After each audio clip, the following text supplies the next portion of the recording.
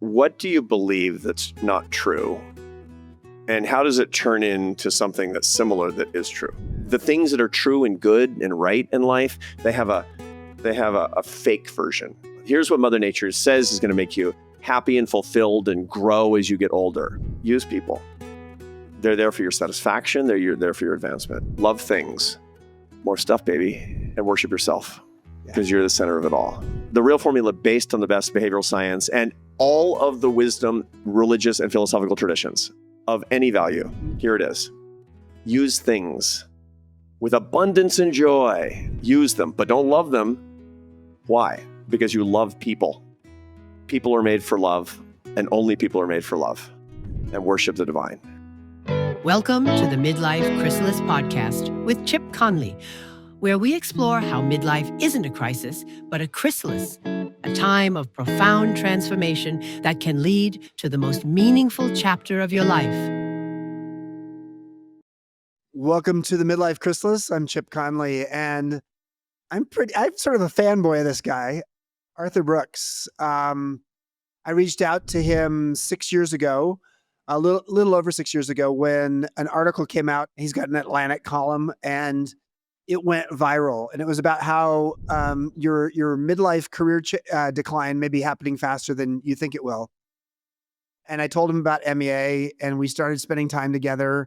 And then ultimately, he wrote about MEA and me in his book, From Strength to Strength, which is a #1 New York Times bestseller.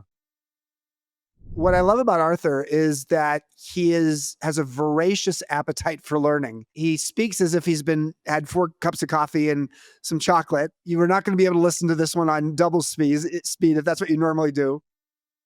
But what I really appreciated this week is he's been teaching here at MEA in Santa Fe, and there's a humility to him that is not as noticeable on stage.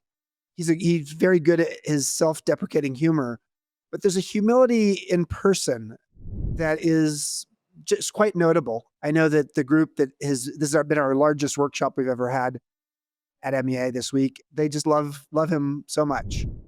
So I think you're going to enjoy this. Definitely make sure you listen to the very end, because as many of you know, at the end of my podcast episodes, I ask someone about their wisdom bumper sticker, and his was one of the best we've had in the Midlife Chrysalis. So enjoy it, and I'll talk to you at the end. Arthur Brooks. Hi, Chip. I'm glad to be with you. I'm so happy to be here. And here. Well, where are you? Tell us where you are. We're somewhere outside Santa Fe, New Mexico, in an undisclosed location. Area 51. I think we're in Area 51. We're in New Mexico at the Modern Elder Academy, which you founded, in beautiful places where people could have fellowship with each other, share their values, share their life journey in a place that's stunningly beautiful. I mean, my father was born in New Mexico and talked about it for the rest of his life. Yeah. And when you come here, you understand why. And tell that origin story. So let's go through your origin story. Not everybody knows it. In terms of your parents and your family, and how did it make you who you are today? My father was born in the Navajo Nation in New Mexico. His father was the leader of the director of a mission school, and it completely captured his imagination. We had Navajo art and rugs and things our whole lives in our house, as if we had all been from New Mexico, even though my father was born there. And later grew up in Chicago. My mother was from South Dakota, and they met in college in Seattle. You have very rural roots. Oh yeah. For a guy I consider very urbane. Yeah, I mean, it's interesting. Yeah, and they met in college in Seattle. They went to Seattle Pacific College, which is an evangelical school in the Pacific Northwest.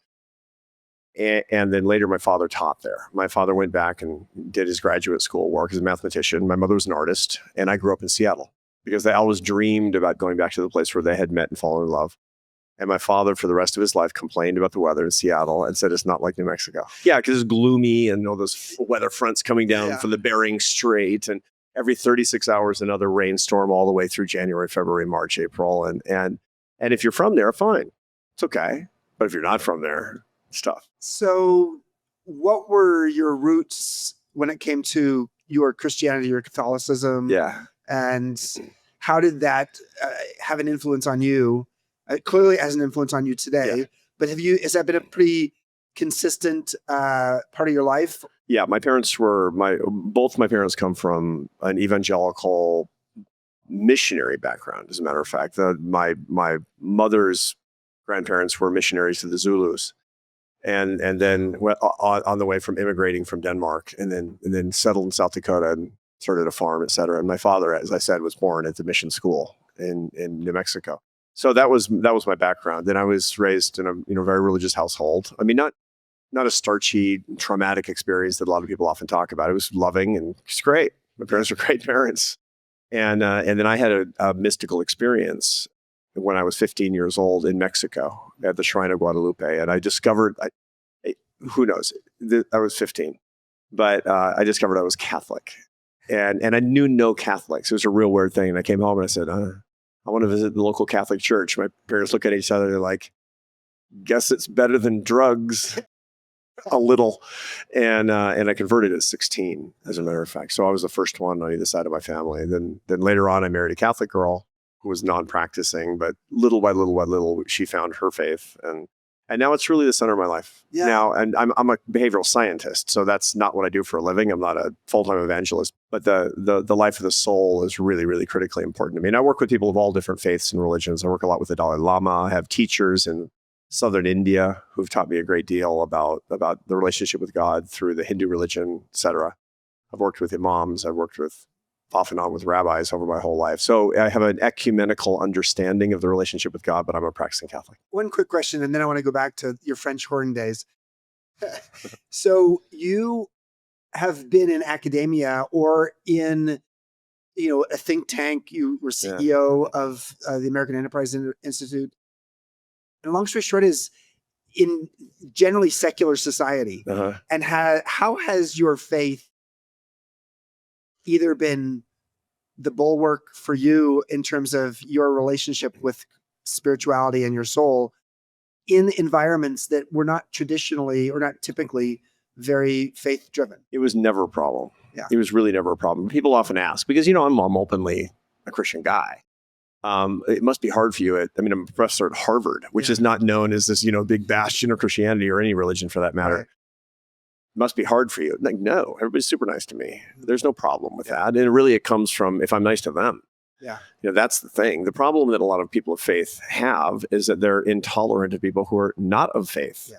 And that's the wrong way to do it. You're doing it wrong if that's the case. And so nobody bothers me. Maybe some people think it's a little bit weird, but here's the fundamental difference, Chip.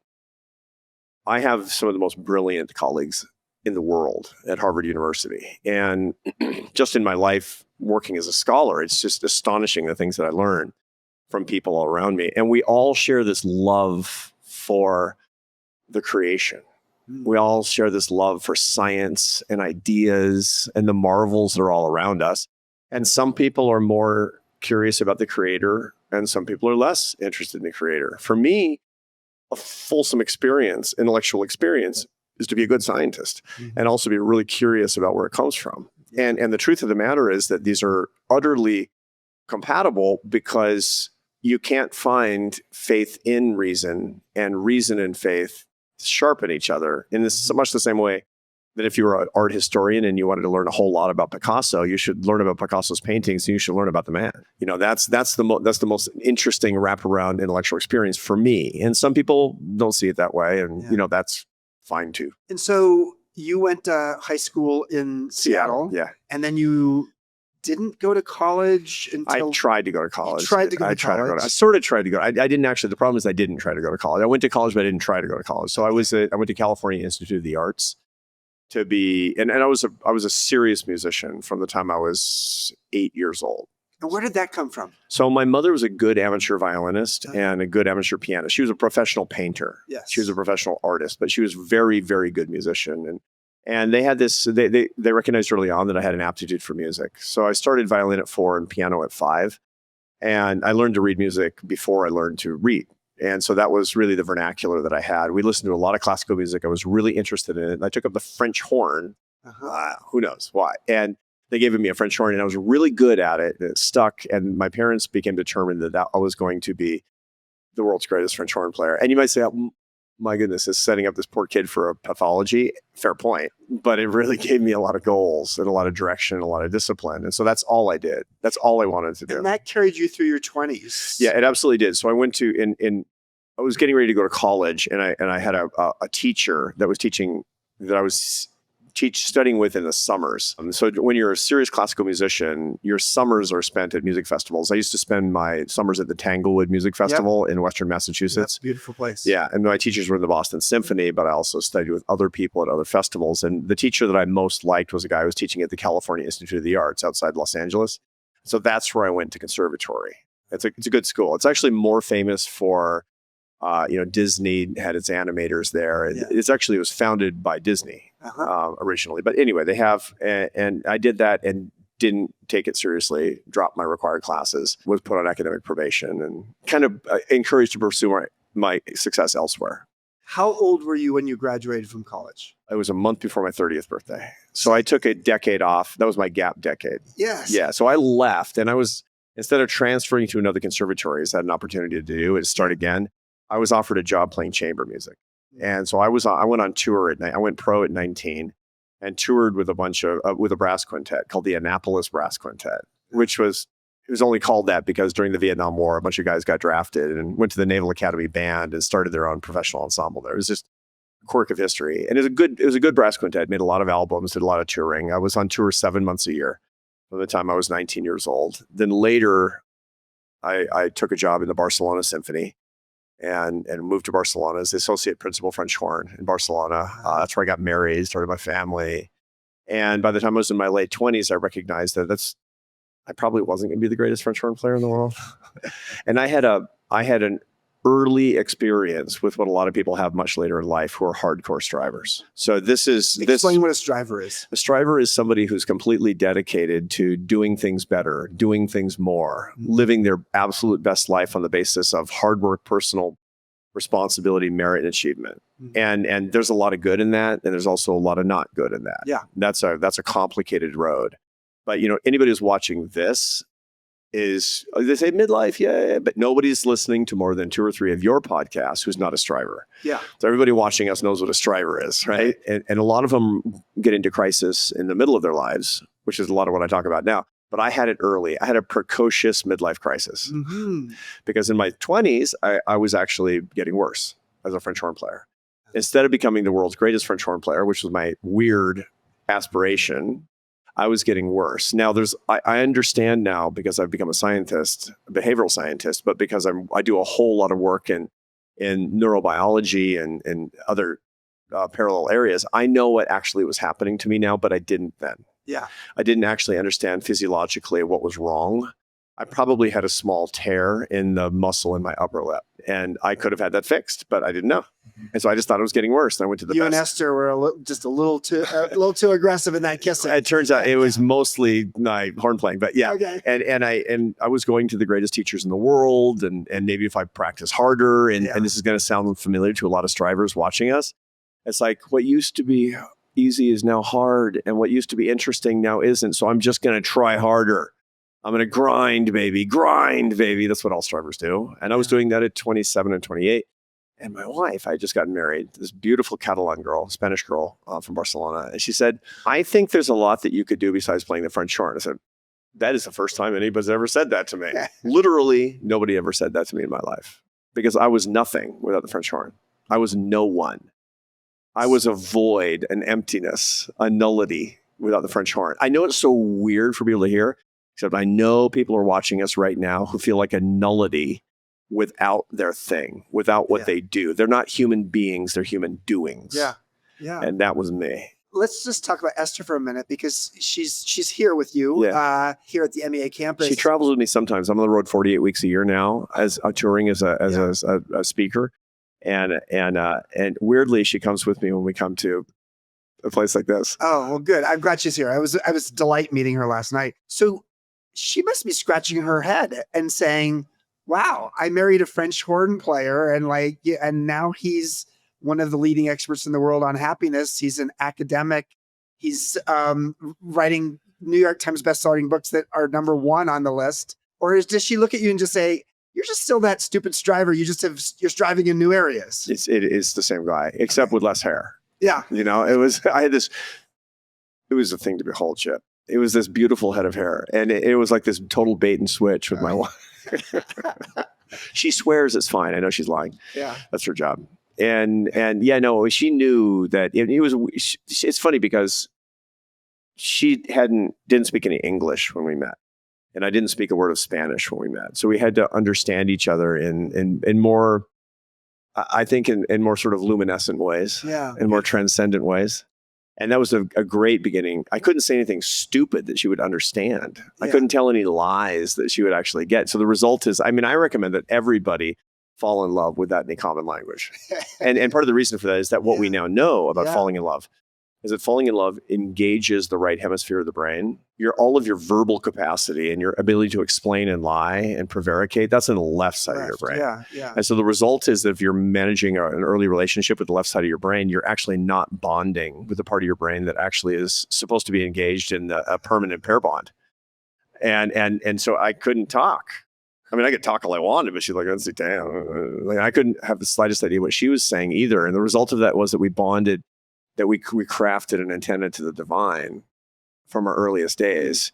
And that was weird for her, right? We lived in Barcelona together for, when we were first married for, a few years. And we would go on vacation together and I would take my horn. If we were going up to the mountains for 3 or 4 days into the Pyrenees, I would take my horn and I practiced. Yeah. I would practice a couple hours a day off in a field someplace. And she's like, what's up with this guy? This guy's like, it just always push. And there were a couple of things that were going on. One, it was me, but the other is I was an American. And Americans are, we're wired different. Yeah, we were strivers. Yeah. It's built into our DNA. And that's literally true, by the way. Yeah. All that research on the hypomanic character of Americans comes from the fact that the single most entrepreneurial thing that you can do is immigrate. But entrepreneurship is about putting capital at risk in service of audacious rewards. That's the best. I wrote a textbook on entrepreneurship one time, and that's the best I can do. It's like crazy risk that you're able and willing to take and manage in service of audacious rewards that other people can't see. That's entrepreneurs in a nutshell. And that's immigration. I'm going to put my cultural and linguistic and religious and social and emotional capital all at risk. I'm getting on that boat, man. Why? Because I want something better. I want something better. And that is a mutation. That is a genetic mutation, almost certainly. It's not like we've found entrepreneurship on the human genome, but it's absolutely in the research. We know that it's strongly genetically passed on, that tendency, willingness and ability to take risk in search of a vision, that's what people do. And it's a mutation in the old country. It's a mutation. It's a weird thing in Spain. It's a weird thing in Denmark, where my ancestors are from. But it's not a mutation here, man. Why? Because we all came here. This is the great thing about being from an immigrant nation. And by the way, the big caution is not being an immigrant nation anymore. Yeah. You want America to stop being America? Stop the immigrants. We're not going to get into some political discussion. It's not even political, for me, yeah. It is a political. Well, unfortunately, everything is political. We could talk about, do you like tomatoes or onions, and be like, it's political or something these days. Right, yeah. So you went from French horn. How did you make your pathway to becoming a behavioral scientist and then ultimately the CEO of a very large think tank that is political? What was that pathway like, and how did you know you were on the right path? Yeah, so leaving the French horn was the hardest thing I ever did. I thought I was going to die.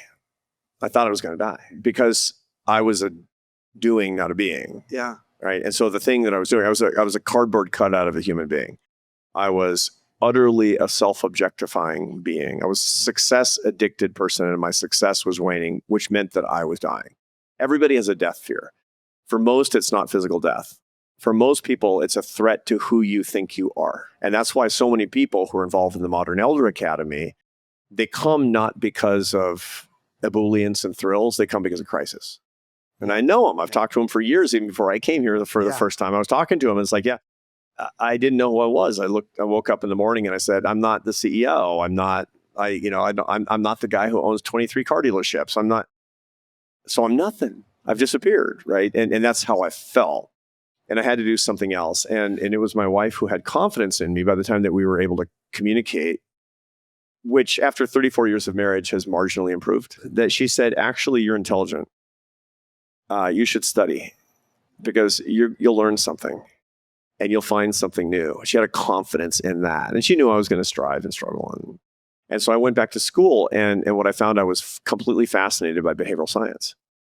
I read these books and I took these classes, and I read these tools, these quantitative tools give you an ability to understand why people tick, why people do the things that they do. And I had more confidence in it than I should have at the time, because the truth is I've had to go way outside the boundaries into philosophy and religion and spirituality, way outside the boundaries of my structural equations to be able to understand this. But at the time, I felt like I had a secret weapon. I had the oracle. I had the ring by studying this stuff. And so I did a bachelor's degree in economics, which is the most powerful of the social sciences analytically. And I was still hungry. So I was teaching at a music conservatory by that time. And I didn't tell anybody I got my bachelor's degree, because when you're a musician and you do something like that, it means you're not committed. We had this friend when I was when I was still a musician. There's a group of us who were hanging around. She was another French horn player, good horn player. And she comes to us one day and we're hanging out. She's like, I have an announcement. I'm like, well, she says, what, do you get married or something? I said, no, I just got admitted to medical school at University of Miami. I'm going to be a surgeon. Like, and that's a big deal. Yeah. And then she leaves a little bit later. And we're like, see, she didn't have it. Oh. She wasn't one of us. Yeah. And that showed a lack of commitment. And it's not like we were jealous at all. We were actually she's great. We liked her. We just felt bad for her that she had to quit. So I didn't tell anybody I was getting the only person who knew was my wife that I had a bachelor's degree. Yeah. And then what nobody else knew is that at night I went and got a master's degree in economics. I was still hungry. I was eating and eating and eating. And by the end of it, I was just so fascinated by the whole deal that it was time. And so I went to start my PhD. And I knew that was the point at which I was going to be a different person. I was going to do a new thing. And I started my PhD at 31. And I finished when I was 34 years old. And as a social scientist, I was a new guy. That was the new opening of the thing. That was super hard. I have to say, it sounds easy. Go get a PhD. No. I was way older than the other people.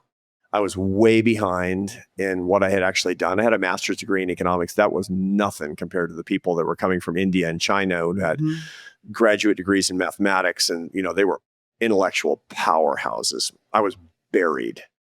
And I'm like trying to catch up, and it was hard. It was really, really, really hard. Have you, in the course of your life, Arthur, have you felt the imposter syndrome as a consistency, or is that something, because what you're speaking to right now is the potential for imposter syndrome? Tell us a little bit about that. Yeah. I mean, it was just force of personality, ability to perform. And when I say perform, I don't mean perform as a scientist, but rather to get up on stage and act like you're doing something. Yeah. That's what I'd done for a living. And so the whole point was my relative strength in all this stuff was, when I finished my PhD in a cohort of people all across the country that were better trained than me, that were more qualified for jobs, I got job offers for one reason. I could give a job talk like nobody else. I could put together a presentation, get up and talk in front of an audience in a way that the other professors would be like, that was super interesting, as opposed to saying, that guy's methods. And then when I really learned so that's how I got a job, was being a French horn player. And everything I've learned in life is being a French horn player. And by the way, everything in life is easy when you're not holding a French horn. So that's what I was doing. And then when I became an assistant professor in economics and public policy, my PhD is in public policy with fields in applied microeconomics and mathematical modeling. I did the stuff I needed to learn that was really hard for me. And then when I became an assistant professor, that was when I really learned. Because day after day after day, I was spending 10, 12 hours a day on my research. I was getting the code from other people that were doing statistical modeling that I wanted to do. I was studying the code to learn the methods. And that's where I really got my education, was when I was it was OJT, on the job training. How did you move into becoming the CEO of AEI? So I was a professor for 10 years, 3 years at Georgia State and then 7 years at Syracuse, which was the top school in the field in public policy. So it was really a great step up and a wonderful opportunity. And I learned a lot. And I realized that in public policy, what I was most interested in, besides the analytical work, I published 60 academic peer-reviewed articles or something during those 10 years. I published a lot of papers. I was really interested in the moral case for what a free society based on free enterprise at its best should be. I was really interested in one big thing, which was wiping out poverty. I had this big epiphany, actually, which was everybody in America, not everybody, most people sort of think that poverty's gotten worse, because it always does. And the rich are getting richer and the poor are getting poorer. When I became a social scientist, an economist in particular, I realized that's not true. That isn't true. That from the time that I was a kid until the time I was an adult, a mature adult in my 30s, or 40s, that 80% of the world's worst poverty had been wiped out. And we was like, that's not a headline. That's not what you see in the New York Times. 50,000 people today were pulled out of poverty and didn't go to bed hungry. Again, there's lots of problems in the world, but this is like the biggest economic miracle in the history of planet Earth has taken place since Chip and Arthur were kids. And I'm like, people got to understand this. And so I started looking for the reason for that. Why did that happen? And again, I'm not a fundamentally political guy. I come from, my father was a college professor. My mother was an artist. I grew up in Seattle. What do you think their politics were? Right? Well, I mean, if they're evangelicals and missionaries, in today's world, you would think that they'd be conservative. They're not. Yeah. They weren't. Yeah. I mean, they weren't. I mean, they were Seattle people, and they were, and God love them. They're great parents. But I started experimenting a little bit with what was actually making the world free, what was actually setting the world free. And it wasn't the United Nations, good or bad, or the International Monetary Fund, or the World Bank, or USAID, and great stuff. Yeah. Great stuff and important stuff. It was free trade. It was property rights. It was the rule of law starting to spread around the world for the first time. And it was the culture of entrepreneurship and the free enterprise system that people were seeing for the first time because of the explosion of global communications coming out of the United States. Yeah. And that didn't make me some sort of conservative guy. It just made me an enthusiast for wiping out poverty using the only tool that's ever really done it. Yeah. And I found one place that believed in that in a nonpartisan way, which is a place called this crazy think tank in DC that had been founded in the late 30s called the American Enterprise Institute. So I started hanging out there. I would come down once a month from Syracuse and just hang out there, have lunch in the lunchroom. Who's that guy? It's like, I don't know, I was a professor at Syracuse. I talked to the scholars, and they were really enthusiastic about the moral case for what entrepreneurship and opportunity could do. By the way, lots of people watching us, some are Democrats and some are Republicans, but I bet nobody's saying, no, I don't want a free opportunity society where people can pull themselves up. Everybody wants that, right? And so I said, that's what I want more of. And then a weird thing happened when I was 44 years old. This think tank I'd just been haunting because I liked the ideas there. They were looking for a president. Like I'd never had a single employee. I had never raised $1. And this is a big nonprofit organization in Washington, D.C. Yeah. And they had offered it to a guy who was absolutely the best possible guy. I mean, on paper, still the best possible guy. And he's like, I don't know. No. They offered to him again. I don't know. No. And they went around the barn for about a year and ran out of time in their presidential search. They were out of time and out of ideas. And this happens all the time in leadership searches. Organizations are trying to find a leader and they can't. It sounds like that should be the easiest thing to do. No. All the people who really want it, you don't want them. Because they're, it's like politics. So they said, and how so about the guy who just comes down from Syracuse once a month and hangs out in our lunchroom? Let's have him. He seems interesting. And so somebody just suggested it. You want to throw your hat in the ring? And I did. And at the end of the day, the last words uttered by the board before, taking a flyer on me was, what the hell? And it was interesting because the guy who later became the chairman of the board and one of my very closest friends, Tully Friedman, who is the legendary private equity guy, another Bay Area guy like you. No, I've met him a few times. Yeah, he's a very tough guy, beloved friend of mine now. And he said when I first met him, and he was interviewing me, he said, "So you want the job?" I said, "Frankly, I don't know. I love the American Enterprise Institute. I believe in the place, but I've never been a CEO. I've never been a manager. I don't want to screw this place up." And he said, "Don't worry about that." And I thought he was kind of trying to give me confidence. No, he's a tough guy. He said, "Let's say you get the job. Let's say it doesn't go well. You can't raise money or motivate the scholars. We'll fire you and find somebody else. Don't worry about it." And that oddly gave me a whole lot of confidence.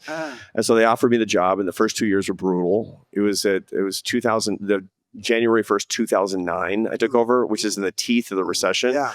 We had blown a 10% hole in the budget just because people stopped giving philanthropically, and we were 100% philanthropically based. No government money, only contributions. We sold nothing. $50 million a year or something. At the time, it was more like 18. By the time I left, it was more than 50. Yeah. But the first 2 years were super scary. I was cutting the budget. I was saying goodbye to a lot of people. I was cutting my own salary. Esther's like, "You're quite the businessman, aren't you?" and then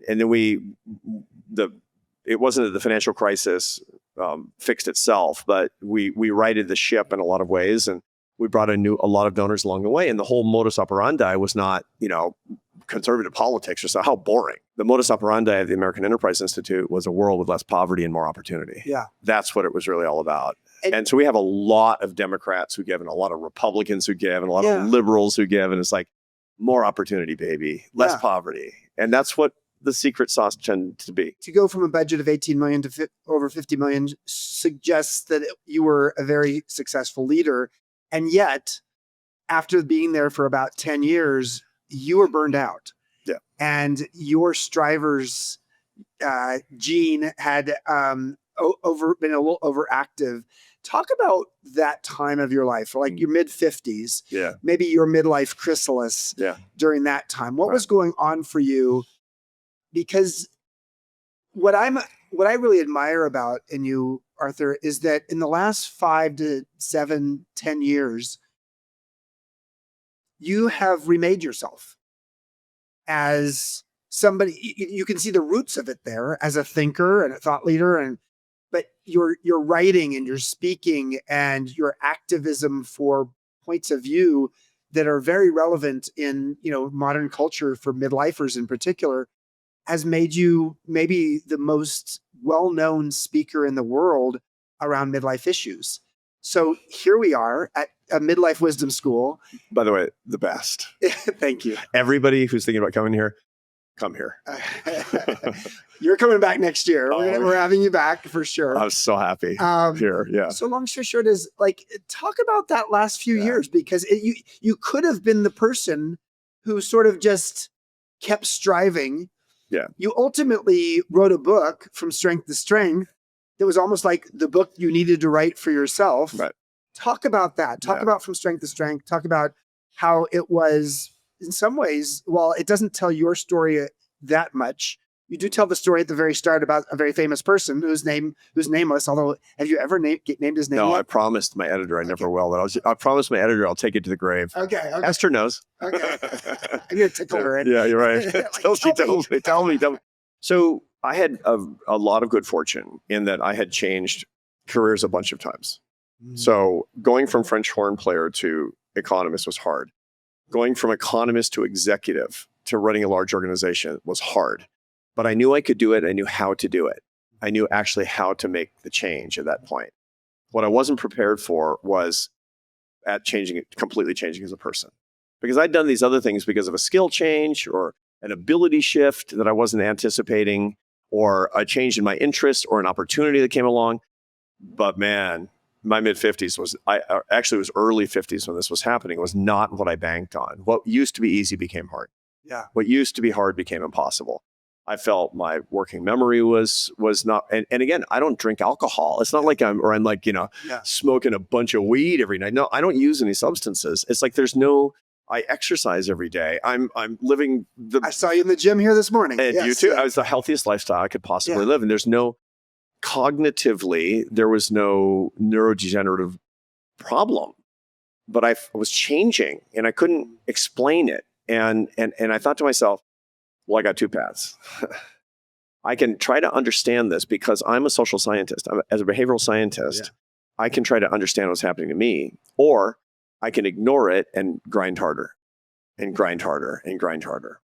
And so I actually sort of, in a way, studied both of those paths. And then I had an experience that you know about that started to clarify what was actually happening to me, with the great advantage that when it was time to change, I knew how to do it. Right? My apprenticeship was long past. I know how to change careers, man. I mean, if I needed to right now, I could probably become a firefighter. Actually, that's a young man's game. But anyway, and the story is that I was on an airplane And I overheard a conversation behind me on the plane. And it was nighttime, so it was dark. It was a man, and I assumed his wife. I could tell by their voices that they were elderly, probably actually old. Mm-hmm. And he was explaining to his wife that he might as well be dead. Actually couldn't hear him exactly. He was mumbling, but his wife's answers were very penetrating and coming through the seats. Mm. It's like, oh, don't say it would be better if you were dead. And then mumble, mumble, mumble, mumble. And she says, it's not true that nobody cares about you or loves you anymore. Yeah. And it was just like so sad. And I thought, this is somebody he's not like you. You know, he's not somebody who got sort of rich and famous doing this like boutique hotels, something that would you became sort of legendary for something like that. No, it's somebody who obviously had big dreams and never was able to fulfill them. That's what you thought. For sure. I mean, Yeah. It made perfect sense. I have this, I was putting together this sort of portrait in my head. And at the end of the flight, when we all stood up because the lights went on, and I just wanted to put a face just to see what the old man looked like.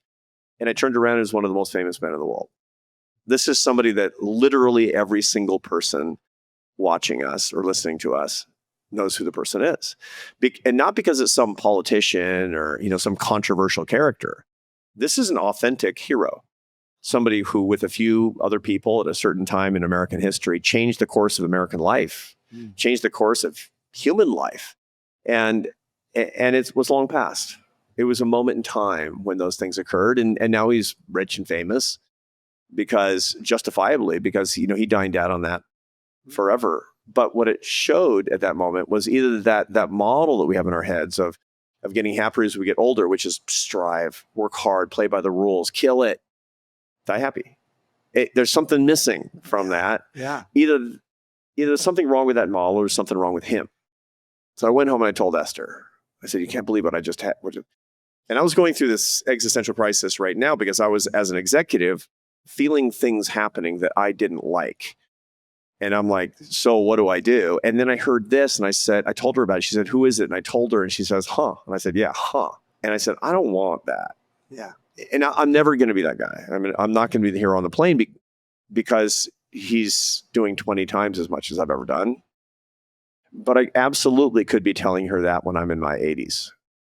And I said, honey, I don't want to tell you that when I'm in my 80s. She said, and I don't know what to do. She said, really, you don't know what to do? Don't you have a PhD?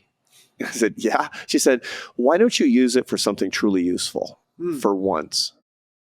She's the wise one in the family, isn't she? She's brutal. And so I set to work on a plan. Why is this happening? Why does this happen to so many people? What is actually happening neurobiologically? Who are the minority of people who actually figure it out? So when you see an epidemic, for example, if you want to find out how to get a virus, for example, if you want to find an antiviral drug, you look for the tiny minority of people that have a natural immunity to the virus. And then you figure out what they have. When antiretroviral drugs for AIDS, they found like a few people got the AIDS virus and then didn't get sick. Well, what the heck? And so they looked at them, and antiretroviral drugs were created on the basis of the natural antibodies that certain people had. Same thing with the coronavirus is what we were really interested in. That's how a lot of this stuff gets developed. So I said, okay, now I know what to do. Because when you start seeing this pattern of people who used to be great and now have gone into decline and they don't know why, and they're really bitter and they don't know what to do and they're thrashing about, you see it every place. You see it in politics. You see it in business. Oh my gosh! The CEO who hangs on, won't leave. Oh, and certainly the politicians. I mean, we there's an identity. I mean, Dianne Feinstein was a investor in a hotel with me, and I knew her well, and she was a gracious, lovely person, and yet she couldn't let go of that identity. She couldn't, and it's what do you see in the mirror? Senator Feinstein. Yeah, that's Senator Feinstein, not Dianne. Yeah, it's true. Or his wife. Yeah. Their mom. No. It's this thing. It's doing, not being. Remember, strivers. Right. The striver's curse is doing, not being. Yep. And that's what I saw again and again and again. But a tiny minority didn't. A tiny minority grew. A tiny minority did it right. And I wanted to know if they either didn't change or if they reacted differently when they changed. That change that I was feeling. Those are the people that I studied. And it turns out they changed just like everybody else. And there's neurobiology behind why this happens. Your brain, it doesn't degrade, it changes. It shrinks a little bit. It shrinks a little bit, and the more you drink, the more it shrinks. Yeah. So careful with that, right? But it's the four-wheel drive of the brain that Dr. Gene Cohen talked about. Yeah. Tell us about what changes in the brain and how we move from fluid to crystallized. So this is what I found in the research. When you're young, you have what Raymond Cattell, the great social psychologist from Britain, who is the world's leading expert on the manifestations of intelligence at different points in life. So it wasn't just IQ testing. That's just so pedestrian, right? What's really interesting is how intelligence manifests itself at different points in your life, how it's different, and how that's an evolutionary adaptation that makes sense. Early in life, we have fluid intelligence, which is innovative capacity, indefatigable energy, focus, and working memory. Yep. That's fluid intelligence. That's what makes you great at what you do and getting better at what you do autonomously as an individual. It's what makes you a star in the brain game in your 20s and 30s. So when I say the brain game, I don't mean like what you and I do. Right. I'm talking about you're an air traffic controller. The SAT test is very well suited for a younger person, not an older person. Yeah, electricians. Right. I mean, I'm talking about people who look at stuff and have to figure it out. In your 20s and 30s, fluid intelligence makes you figure out ways to do things in new ways autonomously. You can remember everything. It's amazing. You have recall. You have intense energy, incredible focus. That peaks for most people around age 39. Mm-hmm. It peaks and then it declines. It's like, and people think, I'm burning out. I mean, burnout is funny. We do a lot of work in business schools. I teach at a business school and people talk about burnout all the time. It's a work-life balance problem. Nonsense. The problem is the waning of fluid intelligence. Yep. All we care about as humans for happiness is progress. That's what, and strivers times 10. It's about progress. It's not about arriving. It's not about hitting the goal. It's about progress toward the goal. That's the secret to the satisfaction you get from day to day. And if you're not making progress anymore, you learn to hate it and you burn out. And so it's like your dentist, the best dentist at 43 starts taking Fridays off. Why? Because I don't know. I used to be getting better and better and better, and it was so inspirational, the whole thing. And now it's just dentistry. Yeah. That's because they're fluid intelligence, which they're still great dentists, but they're not getting better. They're not getting better at what made them good. That's the bad news. Mm-hmm. That's universal. But there's another kind of intelligence that Raymond Cattell talks about that comes in behind fluid intelligence called crystallized intelligence. That's not based on working memory. Thank God. Right? At 61, mm-hmm. I mean, somebody comes up to me on the street. It's like, hey, Arthur. And I'm like, what's his name? And my little librarian is going back through the stacks and looking for his name and opening that book. 15 minutes later, he comes back and that was Mike. Yeah. And Mike is long gone. I feel like a moron, right? Yeah. Working memory has declined a lot by the time you get older. Focus is harder in a lot of ways. Innovation is way harder. And anybody who doesn't believe me, I mean, there are lots of entrepreneurs in their 50s and 60s, but they're not doing entrepreneurship in the same way. There's a reason the Rolling Stones wrote their greatest songs in their 20s. There's a reason that Ezra Pound and T.S. Eliot wrote their greatest poems in their 20s. Those guys were reading the poems they wrote in their 20s 60 years later because they both lived to be old. But it was all their younger stuff. It was all their inventions that came about. What happens later is you get this crystallized intelligence, which is not based on innovative capacity. It's based on wisdom. It's based on pattern recognition. It's based on using all the stuff that you know because you know a lot. So this is really important. You're going to be an entrepreneur, but you're going to assemble a lot of other ideas that come from people with fluid intelligence in innovative ways because they don't see the patterns. You've seen all the patterns. Young scholars will come to me who write these incredible papers, breakthrough mathematical theorems. And I'll say, do you realize what you found? They're like, no, what? And because you have the pattern, you have systems thinking, you can see the big picture and connect the dots. I can recognize the patterns. Yeah. And, I can look at something that I've never seen before and say, here's how we should probably solve this problem. Yeah. And I couldn't have done that in my 30s. Yeah. I was way more innovative at inventing a brand new thing in my 30s. I was writing math in my 30s that was harder than I can understand today. Yeah. But when I read somebody else's papers today, I can actually say the story that they're trying to tell, but they don't even know. That's crystallized intelligence. When I joined Airbnb at age 52, you were their senior sage, right? Senior sage, they called me the modern elder, someone who's as curious as they are wise. they after about 2 months, You're as wise as they were curious. Well, No, but you were. I think we were both. What they said to me is, "You're as curious as you are wise." Oh, as you are wise. Got Yes, it. Got it, I am got both it. curious Yeah, and yeah. wise. The alchemy of Yeah, of curiosity and course. wisdom. And so what they said after a couple months is they said, "Chip, we hired you for your knowledge, but what you really brought is your wisdom." Right. And I didn't really grok that at first. It was like, "Oh, okay. What's the difference?" And I think that's what I've spent the last, that was 2013, so the last 12 years, is to really explore why is wisdom, especially in the era of AI, such an essential human skill that we need to be amplifying and developing. Right. I mean, we have all these amazing institutions like Harvard that are about accumulating knowledge, but where are the institutions out there that are about distilling wisdom? Right. They don't Yeah. exist. You went to Airbnb because you knew a lot. They hired you, they thought, because of the size of your mental library. Yeah. And what they found your value was how to use the library. You knew how to use the library.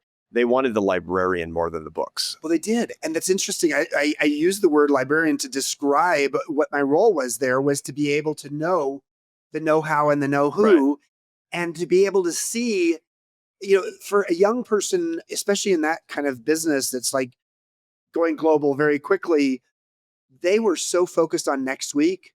Right. That the kind of question that I would ask, which was, if we are as successful as it looks like we may be, 3 years from now, what will be our biggest problems that we're going to be dealing with? Mm. And how can we start solving for those now? That's such a crystallized intelligence Is that a question. crystallized question? Absolutely.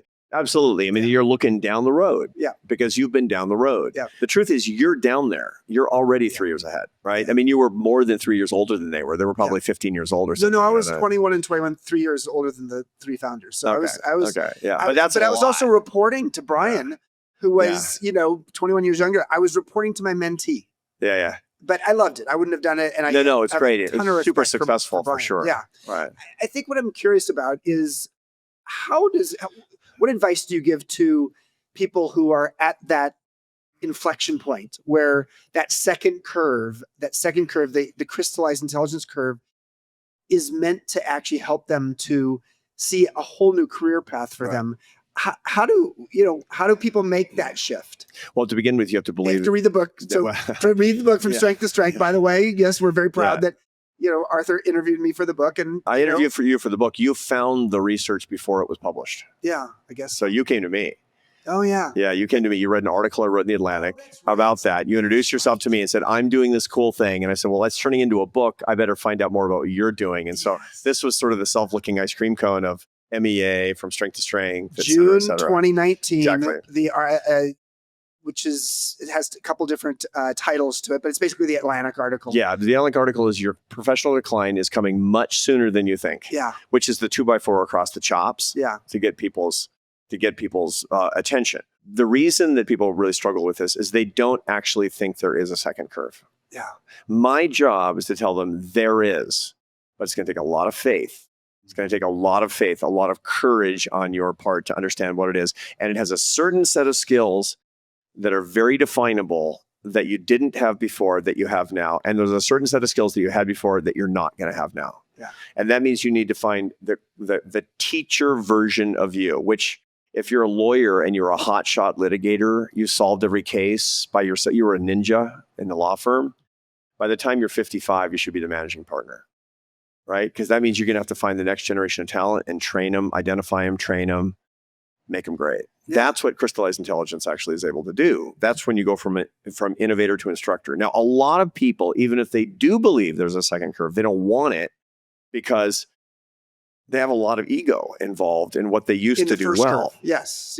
And so there's a couple of different things. There's the faith that there is something else, and then there's the humility to actually do a new thing that you're initially not great at. Yeah, with a growth mindset. Totally. And those two things, I mean, one, faith is a theological virtue in Christianity. Faith, hope, and love. As St. Paul said, faith, hope, and love, and these three, but the greatest of these is love, right? Yes. But faith is there. It's there. I believe it's there. It's belief. And then humility is a heavenly virtue. So in Dante's Inferno, the very pit of hell is the worst of the 7 deadly sins, and that's pride. Yeah. And pride is funny because this is important for the midlife chrysalis, right? It's important for us. What people have in common who are struggling to make a change In Dante's Inferno, at the bottom of Mount Purgatory, where Dante's going down and down and down, in the bottom he finds Satan. And that's going to be really scary. Like Satan's going to be dancing around with a pitchfork and the cloven hooves and lots of fire and poking people with a not for Dante. He gets down, you know where he finds Satan? Half frozen in a lake of ice and completely unaware of the presence of Dante and Virgil. So Virgil is his guide down Mount Purgatory, and completely unaware because he's writhing in such pain. And the reason he's writhing in this pain is because he can't dislodge himself from the block of ice. And he has wings on his body, and his wings are flapping so he can dislodge himself, but that creates wind and lowers the temperature and makes the ice harder. And here's the point. That's pride. That's pride. He cannot dislodge himself from pride. And this is the ancient biblical idea where God says to his most heavenly of the heavenly angels, the archangel, who's Lucifer, his greatest one, his boy, his best one, right? He says to Lucifer, you must serve. And Lucifer says in Latin, because apparently Satan speaks Latin, non serviam. I will not serve. The ultimate expression of pride. I will not alter what I'm doing. I will not bend to your will. I will not change. So that's what Dante's trying to get at in this incredible image of being frozen in the block of ice. So people watching us right now, okay, forget the theology, right? Are you frozen to your waist in a block of ice, writhing in pain and making it worse? That's what it's like to be stuck on the first curve. What's the prescriptive advice? Humility. That's the humility, because that's the heavenly virtue that combats the deadly sin. I get that that's the character quality, but what are the prescriptive Okay. Let's say you've got humility now. Let's be practical. And frankly, let's be practical. And the humility, frankly, maybe that's part of the reason we have these midlife crises. We have all these challenges in midlife is to basically humble us. Yeah. As my friend Richard Rohr, who's taught here a year ago at MEA. And great one, Falling Upward. Amazing, that book. Yeah. He said, a humiliation a day, hopefully mild. Yeah. So the idea of humility opens the door, but then once you step through that door, what are the steps? So the answer to that question goes back to the science, the social science, which is looking at the people who solved it by accident. What did they do differently? And then we do it on purpose. Yep. Okay. That's what it all comes down to. It's mimic the immunity that some people have naturally by creating a vaccine. Okay. So, but what are those So here's steps? the vaccine. And there's a whole bunch in the book, but here it starts with number one, taking the step from one curve to the other, is actually affirmatively doing that, recognizing that what made you great is not your future. And people do that naturally. It's like, I used to be good at that. I'm going to do a different thing now. Some people do it. Most of us, And when I was stepping away from AEI, that was super scary because people were literally telling me, you're making the worst mistake of your life. You're never going to have this adulation, this level of influence. You're never going to be this successful. You're never going to make this amount of money, whatever it happened to be. Some of it appealed to me, some of it didn't. And so that was scary enough, but it was my brain that was telling me, don't do it. I remember I was sitting on a plane going from Dubai and I was praying. I said, Lord, I'm so afraid. And it's ridiculous. It's like, you're afraid to stop being the president of a think tank? How absurd with all the crazy things that are happening in the world. But again, that's stiff. That's the first step. Now we get really, really practical. Here's what all second curvers naturally do. And they're really, really good at it, that the rest of us struggle for. Mother Nature lies to us constantly about our happiness. Mother Nature is a liar, psychopathic liar. Why? Because we're not built to be happy. We're built to pass on our genes by finding mates and by living another day by finding nutrition. In the ancestral environment, in the Pleistocene, 250,000 years ago, which our brain still is, that's what we're supposed to do. And happiness, Mother Nature doesn't care, but Mother Nature tells us that if we satisfy our urges, then we will be happy. See, that's the little trick that keeps you striving, even when you're unhappy, is that glitch, which isn't a glitch. It's actually a feature, not a bug in the mental matrix.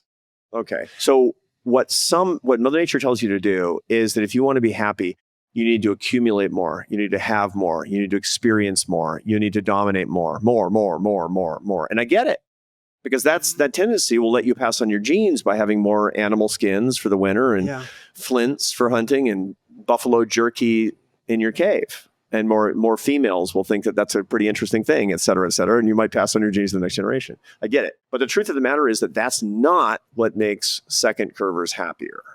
What they have figured out is this weird trick of not having more, but wanting less. And this is hard to do when you have the means to have more. Yeah. When you can buy a boat, but say, I literally don't want a boat even if it's free. Yeah. Because you have the presence of mind, the equanimity to understand that that's going to make you heavier. See, this is the mentality not of adding brushstrokes to the canvas of your life, but chipping away the marble that is the beautiful sculpture that's you, which will not be truly beautiful and complete until you've chipped away all the marble. Yeah. That's second curve stride. That's second curve success is chip, chip, chip, chip. Yeah. Sorry, Chip. First curve success is adding brushstrokes. Yeah. Second curve success is chipping away. And that's what these people do naturally. So for the rest of us, what do we need to do? Start chipping away. What do we need to do? Wants, not haves. Wants. Work on the wants. Want less. Want less. And it sounds like I'm asking everybody to become a Buddhist, which I'm not. But that's every major religious tradition. That's every serious philosophical tradition. I mean, read Aristotle. That's what he's talking about. Read the Buddha. Read all the saints. Read anybody who actually has a nutritious understanding of the best life. And they're talking about wants management. Yeah. Is what it comes down to. And again, it doesn't turn me into some sort of, go live in a commune. No. I wouldn't unless the commune were like the Modern Elder Academy. Then sign me up. But this is important. That's the first big skill is learning how to do that. And so there's a lot of ways to do it. I mean, I don't have a bucket list. I have a reverse bucket list. On my birthday, I have a list of things I'm going to stop doing this year. And it's just, Chip, I'm free. No, we spend the first half of our life accumulating. Yeah. And we are meant to spend the second half of our life editing. I love the way you put that. The first time I heard you say that, I thought that's just right. Discernment. I mean, with that wisdom that we've built along the way. And so there are certain kinds of careers that are better suited for a second curver or for someone who's later in their life. It's being a teacher or it's being a coach or a therapist or anybody who is good at being able to connect the dots. Right. You have a pattern recognition, instruction-based profession, which there is a version of that in anybody's career. Yeah. There's a version of that, right? You don't have to change careers. I mean, I'm pretty good at changing careers, but or at least I do it a lot. Mm-hmm. You don't have to. I mean, it just means that you have to see yourself in a different way, which will not be as sexy. I get it. We don't valorize venture capitalists the way that we valorize entrepreneurs. Yeah. The startup entrepreneur gets all the ink. The venture capitalist, on the other hand, is happier. Yeah. Yeah. Generally speaking, because nobody's slipping pizzas under the door, in the middle of the night to the venture capitalist. The venture capitalist goes home to his spouse and has unless it's a complete maniac workaholic, is living his best life. But I think part of it also is it's not just the skills that shift over time. It's also the sense of purpose. Yeah. The sense of being in service. The sense that, I'm not doing this for myself. Right. I'm doing this because it feels good to have generativity in my life. Right. An Erik Erikson word about the premise that part Right. of what we're supposed to do as we get older is to, propagate this species Right. with our wisdom to younger people. Yeah. There's a reason that people get more religious as they get older. Yeah. Yeah. You can't quite distinguish between if you're really a skeptical 20-something between the Tooth Fairy, Easter Bunny, Santa Claus, and Jesus. Yeah. It's like, whatever. It's all, You know the difference when you're 60, generally speaking. And the reason for that is because you're looking for the generativity. Yeah. You're looking for the source, even if you're not theologically rigorous in any sort of way, you intuitively know the difference between what's just myth that's fun and what are the stories that actually come from a fundamental cosmic truth. Yeah. Maybe you don't quite know what the details are, but when people say, you're made in God's image. The Godhead is inherently creative and generative. God is love, and so are you. People can be like, tell me more. Two last questions. One is, if you could have a magic wand from a policy perspective that would allow the United States to recognize that midlife is a life stage that deserves an investment in it, just like retirement has had a huge investment as a society, just like adolescence, huge investment as a society. There are 3 life stages that actually emerged in the 20th century: adolescence, retirement, and midlife. Wow. But midlife has been the Rodney Dangerfield of life stages. Wow. what would you recommend Washington, D.C. do to help people in midlife live a better life in a generative kind of way? So I'm going to betray a lot of my biases here. I would recommend that Washington get out of the way of people a lot more than it does. Yeah. Washington is, not just Washington, government is in people's way all the time. It has a particular concept of how we're supposed to do the things that we do. And I'll give you a perfect example. What's education? Well, this is a thing that was actually, the way that we conceive of it was invented by, Bismarck or something in the 19th century, where you take a bunch of kids at 5, put them together with a whole bunch of other kids who are 5, like Lord of the Flies from the very beginning, and you tick them through a curriculum 30 at a time with the same people until they're 18, and then probably for another 4 years after that, where they actually socialize and are raised by other 18-year-olds, which, by the way, is stupid and dangerous. I mean, it's a bad system. It's just a bad system that all kinds of people, especially boys, who tend to be highly kinetic learners, fall by the wayside and are then diagnosed with some sort of disorder. Yes. Because they guess what? They don't like it, and it doesn't actually work for them. So what government, and God bless the sentiments behind this. I don't want to be completely condemning on this, because what we wanted was universal education that would pull up our whole society. And for many people it has, but it's rigid and inflexible, and it doesn't understand how people actually learn. And it doesn't help us to recognize that life is about lifelong learning. Interest is a basic positive emotion. It's one of the basic emotions that gives people the most positive affect. Interest. We're built to learn. But a lot of people go through life thinking they don't like to learn because school was such a negative experience, and they're not impelled to learn when they need to learn the most after they leave school, which is when they're a little younger than you and me.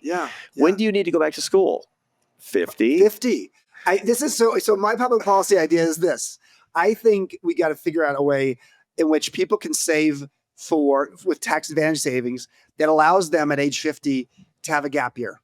Or have a gap month, just have some midlife atrium, to use the Mary Catherine Bateson term, a space where people can reimagine and repurpose. Because part of the challenge with people getting to that place of the second curve is they don't actually have the resources, or the tools, or even the awareness to know, what, as Carl Jung said, that you can't live the afternoon of your life based upon the rules of the morning. Right. And so that's my... Yeah, and that's great. pitch. I mean, I agree with that. I'm skeptical that the government can get its mind around that. What I really, really, really, really want is I want more Chip Conleys. Okay. No. I mean, it's like what you just said was that there's going to be an infrastructure of learning in people's midlife to help them understand what the second half of life is all about. Just like elementary school is about what it's going to be like what it means to be a functioning member of society as a young adult. That's what you're actually learning. And you need something that does that. And what will do that? Entrepreneurs will do that. What will do that? Private enterprise should be able to do that. And when we have an infrastructure of education that says, no, tax system doesn't favor it. The healthcare system doesn't allow it. The public education infrastructure doesn't understand it. I mean, that's how entrepreneurship solves those problems. If we could get out of the way of it. We just need midlife wisdom schools. What we need is to scale. And we're doing 60 people here right now. That's great. But 60's not very many. What would it mean to be able to do this by the thousands? 60 every week in 2 locations, and we're doing online programs as well. And there's replication. And we're, MEA is, by far the largest midlife wisdom school in the world. And people from 60 countries have come here. We have 56 regional chapters. But the path would be easier if someone could say, wow, I can take some time off to do this. Right. So last question. Someone comes up to you and says, I'd like to have tea or coffee with you next week. And I would love to hear one wisdom bumper sticker with Arthur Brooks' wisdom fingerprints all over it. And what's the origin story of it? What is a piece of wisdom that you feel like has been hard won in your life? People often ask sort of if this were a bumper sticker, what would it be, right? Because not everybody's got the time. So I thought for years and years and years to begin with, because this is my behavioral science background, what do you believe that's not true? And how does it turn into something that's similar that is true? What is the formula that's false that's holding you back? And what's the formula that's true that's similar. The counterfeit formula for anything in life, by the way, looks an awful lot like the real thing. So that's one of the reasons that when people take synthetic opiate drugs, that they mimic the feeling of love, right? That's the reason that adventure is mimicked by slot machines or online betting. Or internet gaming. The things that are true and good and right in life, they have a fake version, right? A cuckoo bird version, that actually is really, really bad for you because it's a simulacrum. And once you understand the simulacrum, you can get back to the real thing. So here's the counterfeit formula. Here's what Mother Nature says is going to make you happy and fulfilled and grow as you get older. Use people. They're there for your satisfaction. They're there for your advancement. Love things. More stuff, baby. And worship yourself because you're the center of it all. Like, love things, use people, worship yourself. It's so simple, right?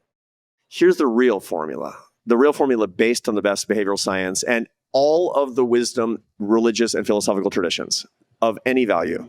Here it is. Use things with abundance and joy. Use them, but don't love them. Why? Because you love people. People are made for love, and only people are made for love. And worship the divine, because that's the only thing worth worshiping. And I'm not going to tell you what that is. That's part of the journey. That's part of the journey of your life. That's the path you're walking on. That's your pilgrimage. Your life is a pilgrimage. And you're walking on this pilgrimage toward that thing, and the thing is going to find you. And so what does that mean? That's what you got to figure out. But that's the formula. Resist the beguiling counterfeit formula. Because it will beguile you, man. It will it's like, Chip, use people, love things, worship yourself. And you'll get more miserable and you'll get stuck and you won't advance and you won't find yourself and you won't know why. And all you need to do is change the verbs and the nouns. Just change the verbs and the nouns. That's the bumper sticker. Just change the verbs and the nouns. Yes, I love it. Yeah. Arthur, love you. Thank you. I love you too, Chip. Thank you. Yeah. Thank you for what you're doing. You're doing a great service for all the people who are here, but also the fact that you're propagating these ideas with this podcast and the people who are discovering it is having a big impact on me and my life and a lot of other people too. Thank you. We'll spread the word. I will. I do. Spread our word. I always will. Thank you. Well, that was amazing. By the way, it's hard to get a word in with Arthur. He's so full of thoughts and expression of what he wants to say that I didn't get to ask him all kinds of questions I wanted to ask him. If I had 3 observations, the first one is just a really obvious one, and we spent more time on it than I was actually planning, but it's, I think, worthy. What he said afterwards, not on air, is he said this was a different kind of podcast because normally he's asked the same old questions. But my first observation is that this is a guy who didn't graduate from college, and he's now a famous PhD academic until he was 30. And he has had a series of career changes through his life, from French horn player to academic to CEO of a huge think tank in Washington, D.C., to now being a well-known author and speaker and having a whole enterprise of 13 people in his company, the Arthur Brooks Enterprise. And the bottom line is, it's a good piece of evidence that if you are not successful in traditional ways in your 20s, you can find that in your 30s, 40s, or beyond. And it wasn't that he was unsuccessful, but being a French horn player was not going to ever make him a lot of money nor much notoriety. So you can do career changes multiple times in your life, and they can be very different from one to the next.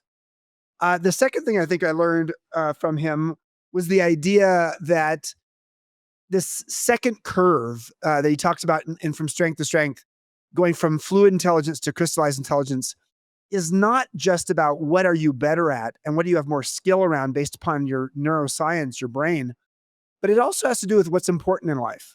For a lot of people, there's a second curve in terms of purposefulness.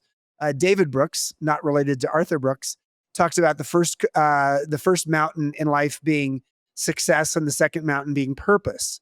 And so I think that that's really relevant here, because it's not just that as we get older, we are more adept at skills that rely on crystallized intelligence or, in essence, connecting the dots. It's that we want to actually provide some generativity, the idea of generating something for future generations. And then finally, I just have to say, I asked him the question, but I didn't think about this. This is a big part of the final part of his book, From Strength to Strength.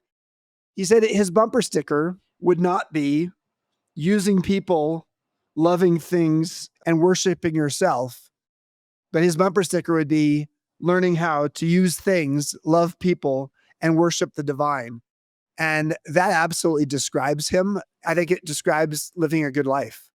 So how do you learn how to use things, love people, and worship the divine instead of using people, loving things, and worshiping yourself? Hope you enjoyed this episode, and we'll see you next week. Thanks for listening to the Midlife Chrysalis. This show is produced by Midlife Media. If you enjoyed this episode, help us spread the word by subscribing and leaving a review on your favorite platform.